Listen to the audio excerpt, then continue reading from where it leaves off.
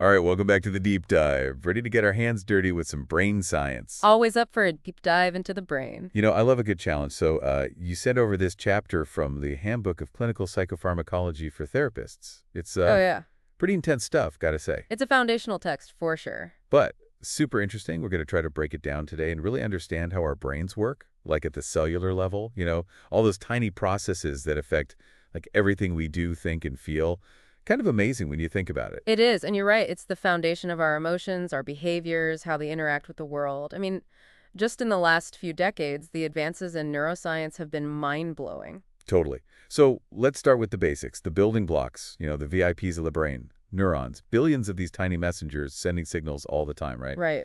But what's wild to me is that they don't actually touch each other. Yeah, it's not a direct connection. It's like a super complex game of telephone where the message jumps from one neuron to the next across these tiny gaps. What are those gaps called again? Synapses. Synapses, that's right. And it really is more of an elaborate dance than a telephone game. I mean, these neurons are constantly sending and receiving chemical messages. And to get the message across those synapses, they use these things called, neurotransmitters. Yeah, neurotransmitters. Everyone's heard of those, but do people really get how many messages are happening in their brains every second? I mean, it's got to be insane, right? It really is. We're talking trillions of connections firing every second, every single thought, every feeling, every action, all thanks to these tiny little messengers. Trillions. Is that more than like stars in the galaxy or something? That's wild.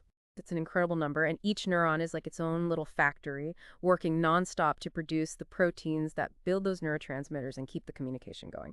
Then you have these tiny receiving stations called dendritic spines, where all the action happens. That's where the neurons connect at those synapses. That's where the real magic goes down. Okay, so walk me through this magic, as you call it. How does a signal actually make that leap from one neuron to the next? Okay, so imagine you're having a thought, right? Okay, thinking about, I don't know, pizza. Pizza, perfect. That thought starts as an electrical impulse in a neuron, and that impulse, we call it an action potential, travels down the neuron's long arm. It's called an axon, kind of like a tiny bolt of lightning. Okay. Then, when it gets to the end of the axon, it triggers the release of those neurotransmitters into the synapse, that little gap between neurons. So it goes from electrical to chemical. Exactly, and these neurotransmitters, think of them like tiny keys. Keys. Yeah, and they're searching for their perfect lock, which is called a receptor, on the next neuron. So each neurotransmitter has its own matching receptor. Absolutely. That's how specific and controlled this whole system is. Now, some neurotransmitters, they tell the next neuron to fire. Those are called excitatory neurotransmitters. It's like stepping on the gas pedal. Got it. And others tell the next neuron to chill out, take it easy. Those are inhibitory neurotransmitters like hitting the brakes. So it's this constant balancing act between go and stop signals, like a finely tuned orchestra with all these different instruments playing together. You got it, a symphony of neural activity. And once a neurotransmitter delivers its message, it doesn't just hang out in the synapse forever. Think of it like recycling. They get reabsorbed back into that sending neuron, the presynaptic neuron as we call it. That process is called reuptake. Reuptake, okay, that sounds familiar. That's how some antidepressants work, right? Bingo. You're catching on quickly. A lot of antidepressants, they block the reuptake of certain neurotransmitters, particularly serotonin, the one that plays a big role in mood regulation. Yeah, serotonin, the mood booster. That's one way to think about it. But blocking the reuptake, it's like we're increasing the levels of serotonin in that synapse, giving it more time to do its job. So it's like boosting the signal strength. Exactly. And that can have a huge impact on mood, sleep, anxiety, a whole bunch of functions. That makes sense. Now, I know there are like tons of different neurotransmitters doing their thing in our brains, right? Oh, yeah, there's a whole cast of characters. Can we break down some of the major players for our listeners? Of course. So you've got serotonin, which we already talked about. It's really important for mood regulation, sleep, appetite, all sorts of things. And then there's dopamine, which is all about motivation, reward, pleasure. Think of it as the feel-good neurotransmitter. Those two are both part of a group called biogenic amines. They're kind of like the headliners. Okay, so the stars of the show. What about the supporting cast? Well, we have these things called neuropeptides, which are involved in things like pain relief and stress response. Endorphins are a good example of a neuropeptide. They're those natural painkillers that give you that runner's high. The love of good endorphin rush. Right. And then there are amino acids like glutamate and GABA, which are kind of the workhorses of the brain. They're involved in, pretty much every aspect of brain function, from learning and memory to movement and sensory perception. Now, I remember back from Psych 101, glutamate is excitatory and GABA is inhibitory, right? You got it. Like we were talking about earlier, it's all about that delicate balance between excitation and inhibition, the gas pedal and the brakes. So too much glutamate and you're like wired and jittery. Too much GABA and you're basically a sloth. That's a simplified way to put it. But yeah, those neurotransmitters play a huge role in our overall state of being. Fascinating. Okay, so we've got these neurotransmitters, the messengers, and they bind to their matching receptors on the receiving neuron. Tell me more about these receptors. What are they exactly? Think of receptors as these specialized proteins, and they're embedded in the neuron's membrane. They're like gatekeepers, they control the flow of information coming into the neuron. Oh, so like the bouncers at a club. They decide who gets in and who doesn't. I like that analogy. That's a good one. And just like a key only fits a specific lock, a neurotransmitter can only bind to its matching receptor. And that binding triggers a whole cascade of events inside the neuron, ultimately influencing its activity, like whether it fires or not. Wow, it's so complex. So what happens after a neurotransmitter binds to its receptor? Does it just like flip a switch and the neuron fires? It's a little more complicated than that, but it's a good question. There are actually two main types of receptor actions, ionic and metabotropic. Two types. Okay, lay on me. So ionic receptors, those are kind of like the fast-acting switches you were talking about. When a neurotransmitter binds to an ionic receptor, it opens up channels in the neuron's membrane. And those channels allow ions to flow in or out, which changes the electrical charge of the neuron. And that can lead to that firing off a signal. Okay, so that's the direct instant effect. What about those metabotropic receptors? What makes them different? Those are more like setting off a chain reaction inside the neuron. So when a neurotransmitter binds to a metabotropic receptor, it doesn't directly open those ion channels. Instead, it triggers a whole series of internal events, kind of like a domino effect. And ultimately, those events lead to changes in the neuron's activity. Okay, so it's a slower, more gradual process. Exactly. And these metabotropic receptors are really important because they can actually influence gene expression inside the neuron. That means they can have really long-lasting effects on how that neuron functions. Whoa, so these tiny molecules can actually change our genes. It's pretty incredible, right? And this is one of the reasons why experiences, especially early in life, can have such a profound impact on brain development and even our mental health down the road. This is all so mind-blowing, and all these microscopic processes are happening constantly, shaping our every thought, emotion, and action every second of every day. It really is a delicate and intricate dance, and even tiny disruptions to that dance can have ripple effects throughout the whole system, which is what makes this next topic so important. Yeah, so let's talk about that. What happens when things go wrong? Let's dive into the pathways to psychopathology. So when these tiny disruptions happen in our brains, in this complex communication system, that's when we start to see things go wrong. That's where those pathways to psychopathology come in. It's fascinating, really. It is fascinating and kind of scary at the same time. Like, one tiny thing goes wrong, and it could just set off this whole chain reaction. Exactly, like a domino effect. And there are so many factors that can contribute to these disruptions, these miscommunications in the brain. Genetics is a big one, obviously. We inherit certain vulnerabilities to mental health conditions, just like we inherit our physical traits. So our genes are like the blueprint for our brains, kind of. In a way, yeah, you could say that, but it's not quite as simple as you have this gene, so you'll definitely have this condition. It's more complicated than that. It's really the interplay of our genes and our environment, that nature-nurture thing. Right, it's never just one thing, is it? Nope. Think of it like this. You might inherit a gene that makes you more sensitive to stress, right? But if you're lucky enough to grow up in a supportive, loving environment and you learn healthy coping mechanisms, you might never experience a full-blown anxiety disorder. Okay, that makes sense. But on the flip side, someone with that same gene who goes through a lot of chronic stress or trauma, they might be much more likely to develop an anxiety disorder. So it's got a guarantee. It's more like a predisposition. Exactly. It's like a recipe, multiple ingredients, and sometimes those disruptions in those neuronal communications, those can actually be caused by medical illnesses that mess with your brain chemistry. Like, did you know that thyroid disorders can seriously mess with your mood? Really? Oh, yeah. Thyroid problems can cause symptoms that look a lot like depression or anxiety. Wow, I didn't know that. Yeah, it's pretty wild. If your hormones are out of whack, your brain chemistry is going to be affected too. They're all connected. And then there's something we call acquired brain dysfunction, which basically means damage to the brain. And that can come from all sorts of things: a traumatic brain injury, exposure to toxins, even substance abuse. So it's not just about what we're born with, but it's also about how we treat our brains throughout our lives. 100%. And speaking of treating our brains, we can't forget about stress. Like chronic stress, especially if it happens early in life, that can actually change the physical structure of your brain. No way, really. Yeah, for real. Especially in areas like the hippocampus, which is like mission control for memory and learning. So chronic stress actually shrinks your brain. Well, it's not quite that simple, but yeah, it can definitely have a negative impact on brain structure and function. It's like imagine running the car engine at full speed all the time. Eventually, something's going to give. Yikes. So stress management is not just about feeling better. It's about protecting our brains, too. Absolutely. And when we're talking stress, we have to talk about the HPA axis. The what? The HPA axis, it stands for hypothalamic pituitary adrenal Okay, axis. that's a mouthful. It is, but it's a really important system. It's basically what controls our stress response. Okay, break that down for me. What does the HPA axis actually do? Okay, so picture this. You're facing a super stressful situation. Let's say you're about to give a big presentation at work. Right. Oh, I hate public speaking. I can feel my heart racing already. So your brain, it picks up on those feelings, those nerves, and interprets them as a threat, right? And it sends a signal to your hypothalamus, which is like the command center in your brain.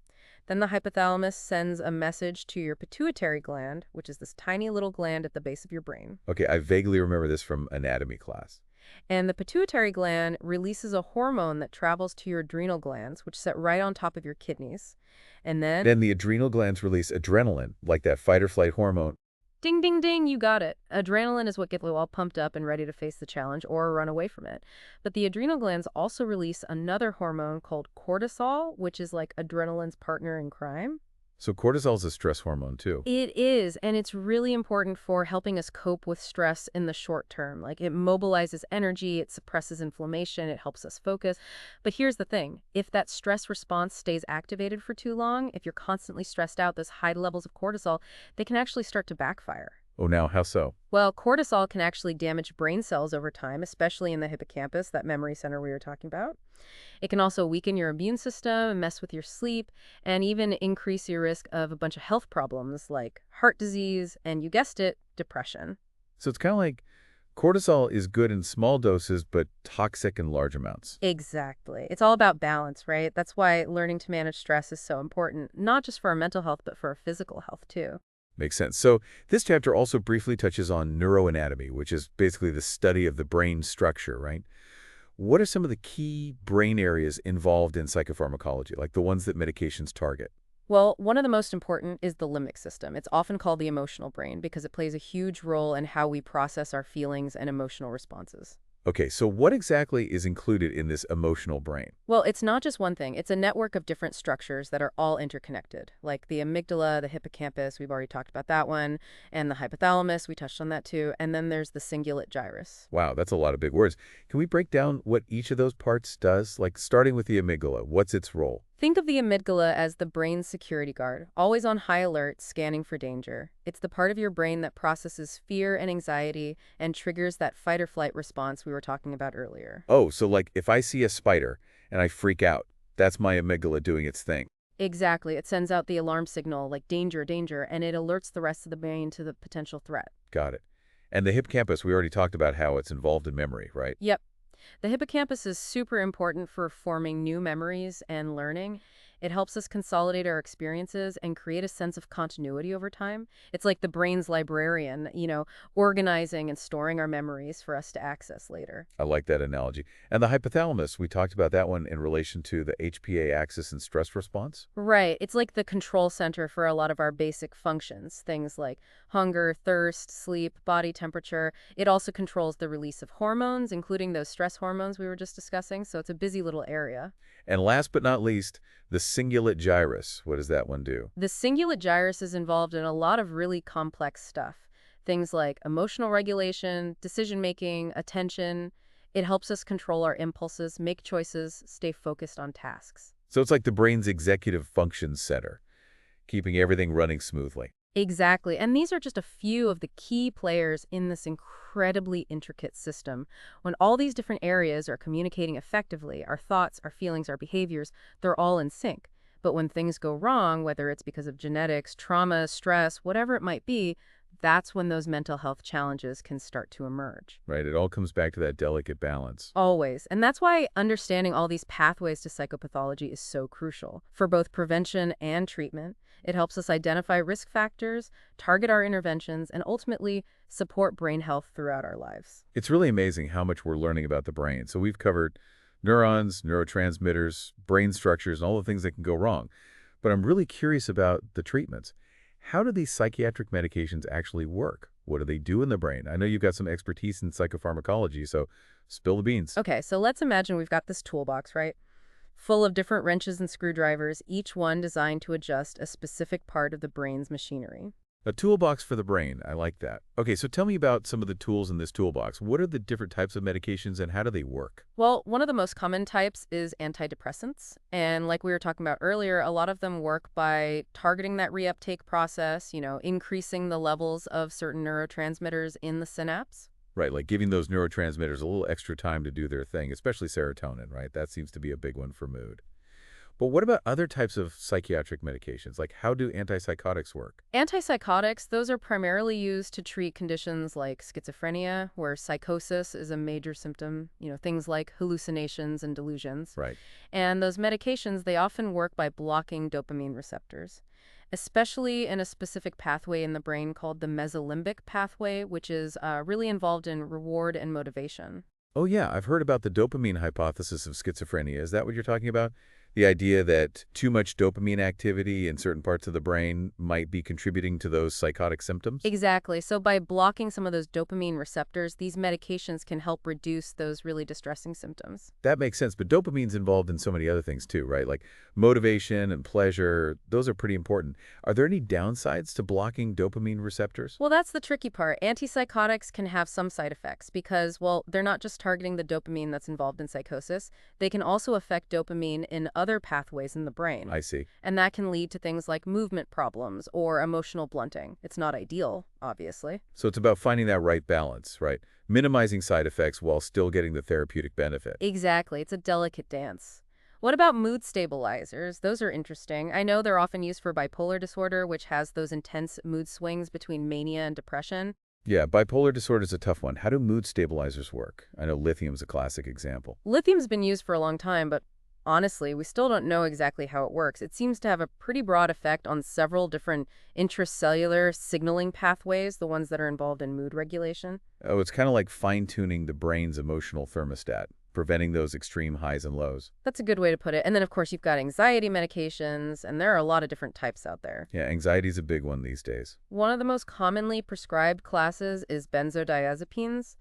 And those work by enhancing the effects of GABA, the brain's main inhibitory neurotransmitter, the one that puts on the brakes. Right, GABA, I remember. So benzodiazepines basically boost the brain's natural calming mechanisms. Exactly. They take the edge off that anxious energy. But, and this is important, benzodiazepines can be habit-forming. Right, that's what I've heard. So they're not really a long-term solution. Are there other options for treating anxiety that aren't as addictive?